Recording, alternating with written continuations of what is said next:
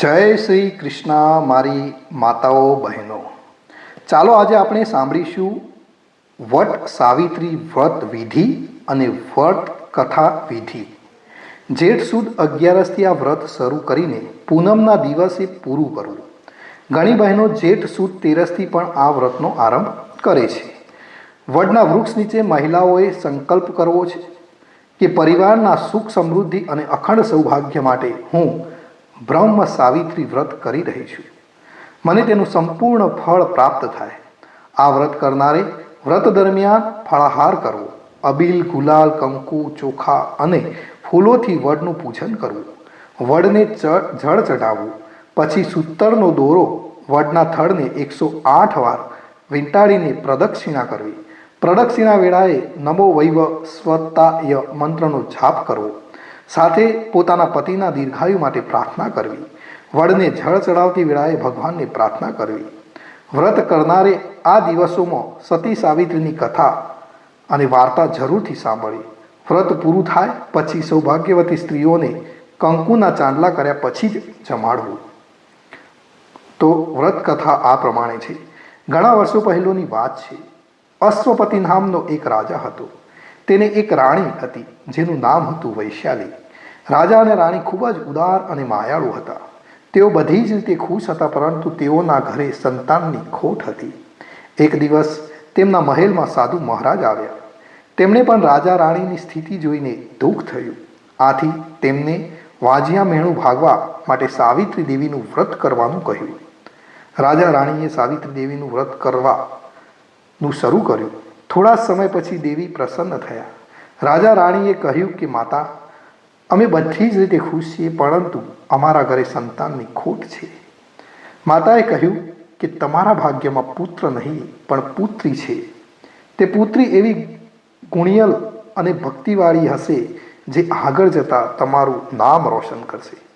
આવું કહી માતા અંતર ધ્યાન થઈ ગયા. 9 મહિના પછી વૈશાલી રાણીએ પુત્રીનો જન્મ આપ્યો. માતા સાવિત્રીની કૃપાથી ફળ માની આ પુત્રીનું નામ પણ સાવિત્રી રાખવામાં આવ્યું. સાવિત્રી જેટલી દિવસે ન વધે તેટલી રાતે વઢવા લાગી.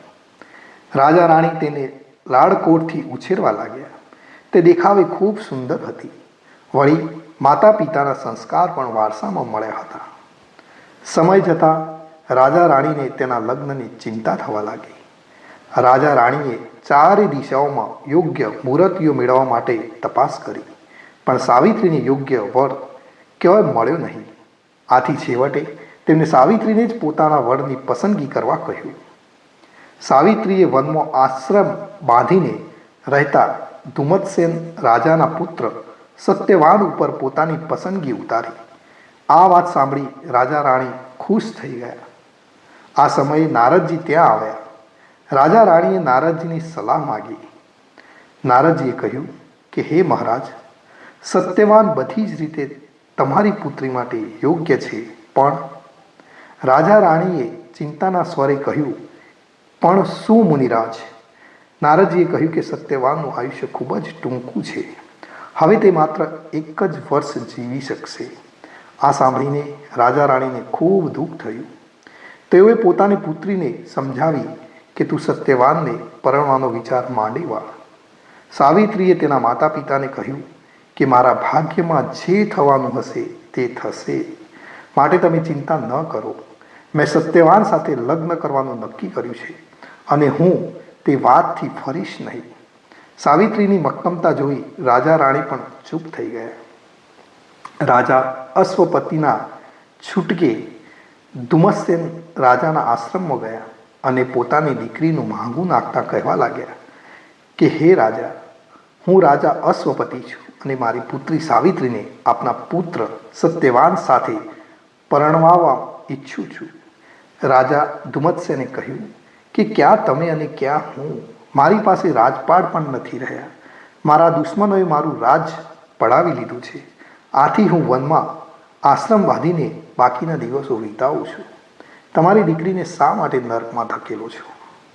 અશ્વપતિએ કહ્યું કે હે રાજન, મારી પુત્રી આપના પુત્રને પરણવા ઈચ્છે છે, તો તમને વાંધો શું છે?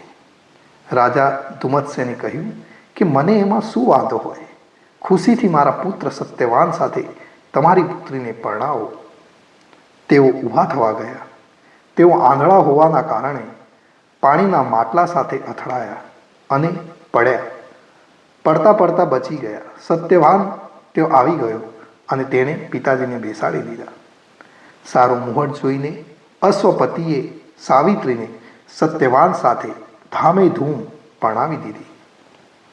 રાજા રાણી ઉપરથી તો ખુશ હતા, પણ અંદરથી ખૂબ દુઃખી હતા, કારણ કે થોડા જ દિવસોમાં તેની પુત્રી વિધવા થવાની હતી.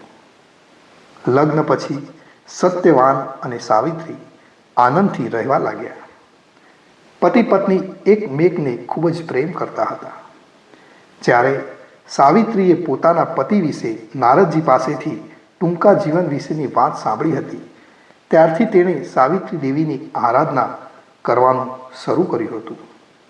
આમ કરતાં કરતાં 1 વર્ષ પૂરું થવા આવ્યું. સત્યવાનના મૃત્યુનો દિવસ આવી ગયો.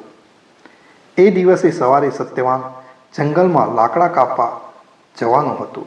જંગલમાં જવાની તૈયારી કરવા લાગ્યો. સાવિત્રી પણ તેની સાથે તૈયાર થઈ ગઈ. જંગલમાં એક સુકાયેલું ઝાડ જોઈ સત્યવાન તેને કાપવા લાગ્યો. થોડી જ વારમાં તેને પેટમાં દુખાવા માંડ્યો. તે બેભાન થઈ જમીન ઉપર ઢળી પડ્યો. સાવિત્રી તેની નજીક ઊભી હતી. તે આ દ્રશ્ય જોઈ રડવા લાગી અને વડના ઝાડ નીચે બેસી સત્યવાનનું માથું ખોળામાં લઈ સત્યવાનના કપાળ ઉપર હાથ ફેરવવા લાગી. એટલામાં ત્યાં પાડા ઉપર બેસીને એક વિશાળ માણસ આવ્યો. સાવિત્રીએ કહ્યું કે તમે કોણ છો અને અહીં કેમ આવ્યા છો? આવનાર વ્યક્તિ યમરાજ સ્વયં હતા. તેમને કહ્યું કે હું યમરાજ છું અને તારા પતિનું આયુષ્ય પૂરું થઈ ગયું છે, એટલા માટે તેને લેવા માટે આવ્યો છું. આવું બોલી યમરાજાએ સત્યવાનના શરીરમાંથી પોતાના હાથમાં રહેલા પાશ વડે તેના પ્રાણ ખેંચી લીધા. સત્યવાનનું ખોડિયું નિષ્પ્રાણ બની ગયું. સત્યવાનના પ્રાણ જવાથી સાવિત્રીને ખૂબ આઘાત લાગ્યો. તે રોતી કકડતી યમરાજ પાછળ જવા લાગી. યમરાજાએ તેની પાછળ આવી જોઈ કહ્યું કે તું શા માટે મારી પાછળ આવે છે? લલાટે લખાયેલા લેખ ક્યારે મિથ્યા જતા નથી. તારા પતિના નસીબમાં લાંબુ આયુષ્ય લખાયું નથી, માટે તું બધું ભૂલી જા અને તું પાછી વળી જા. સાવિત્રીએ કહ્યું કે જ્યાં મારો પતિ ત્યાં હું, માટે પાછી તો નહીં જ વળું. હું તમારી સાથે 7 ડગલા ચાલી એટલે આપણા વચ્ચે મિત્રભાવ સ્થાપિત થઈ ગયો છે. આથી હું તમને મિત્ર ભાવે વિનંતી કરું છું કે મને મારો પ્રતિવ્રતા ધર્મ બજાવવા દો. યમરાજાએ કહ્યું કે દીકરી, હું તમને હજુ પણ કહું છું કે તારે તારા પતિના પ્રાણ સિવાય જે કંઈ જોઈએ તે માગ, પણ પાછી વળી જા. સાવિત્રીએ કહ્યું કે મારા સસરાને ચક્ષુદાન આપી દેખતા કરો. યમરાજાએ કહ્યું કે તથાસ્તુ, હવે તું પાછી વળી જા. સાવિત્રીએ કહ્યું કે મારા માટે પાછું વળવું અશક્ય છે. જ્યાં મારો પતિ ત્યાં હું, એ જ નારી ધર્મ છે. વળી સત્ય પુરુષોનો સત્સંગ કદી નકામો જતો નથી. તો પછી શું તમારો સત્સંગ નકામો જશે? યમરાજાએ કહ્યું કે દીકરી, સાચે જ તે મને ધર્મ વિશે સમજ આપી. તારા ઉપર હું ખુશ થયો છું. તારા પતિના પ્રાણ સિવાય જોઈએ તે માગી લે, હું ખુશીથી આપીશ. સાવિત્રીએ કહ્યું કે મારા સસરાને આંખો આપી દેખતા કર્યા, હવે તેમનું છીનવાઈ ગયેલું રાજ પાછું આપો. યમરાજાએ કહ્યું કે તથાસ્તુ. હવે આગળનો માર્ગ કપરો છે, માટે બેટા તું વળી જા. સાવિત્રીએ કહ્યું કે તમે દરેક પ્રાણીને નિયમમાં રાખો છો, માટે તમારું નામ યમ છે. દરેક પ્રાણી ઉપર દયાભાવ રાખવો અને શરણે આવેલાનું રક્ષણ કરવું તે ધર્મ છે. અત્યારે હું તમારા બારણે છું, તો તમે મારું રક્ષણ નહીં કરો? યમરાજાએ કહ્યું કે દીકરી, તારા ઉપર હું પ્રસન્ન થયો. તારા પતિના પ્રાણ સિવાય જે જોઈએ તે તું માગી લે. સાવિત્રીએ કહ્યું કે મારા માતા પિતાને પુત્ર નથી, તેમને 100 પુત્ર થાય અને તેમનો વંશ ચાલુ રહે એવું વરદાન આપો. તથાસ્તુ કહી યમરાજ આગળ ચાલ્યા. એટલે સાવિત્રી પણ તેમની પાછળ પાછળ ચાલવા લાગી. યમરાજાએ કહ્યું કે દીકરી, હવે શું બાકી રહ્યું? જે જોઈએ તે માંગી લે. સાવિત્રીએ કહ્યું કે મારે 100 પુત્રો જોઈએ છે. યમરાજાએ કહ્યું કે તથાસ્તુ. હવે તું પાછી વળી જા અને મને જવા દે. સાવિત્રીએ કહ્યું કે મને 100 પુત્રો થશે તેવું વરદાન તો આપ્યું, પણ મારા જેવી પતિવ્રતા સ્ત્રીને પતિ વગર પુત્રો કેવી રીતે થશે એનો વિચાર કર્યો છે?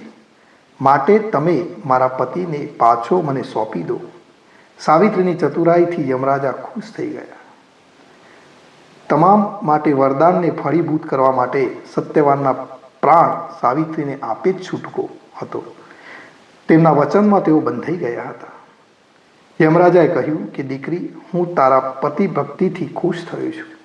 જા, તારા પતિને જીવનદાન આપું છું અને તેનું આયુષ્ય વધારી 400 વર્ષનું કરું છું.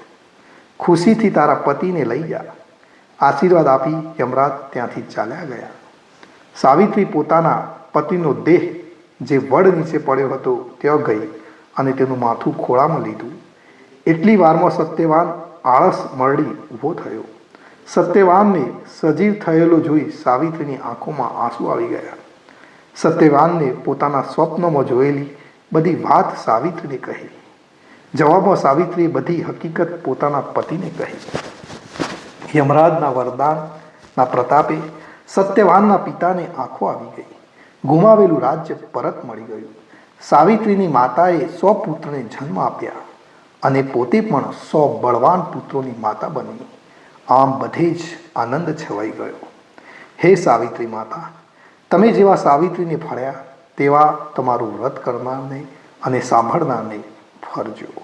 મારી માતા બહેનોને એક જ વિનંતી છે કે આ વિડીયોને તમારા જે પણ ગ્રુપો હોય એમાં જરૂરથી શેર કરજો. જય શ્રી કૃષ્ણ.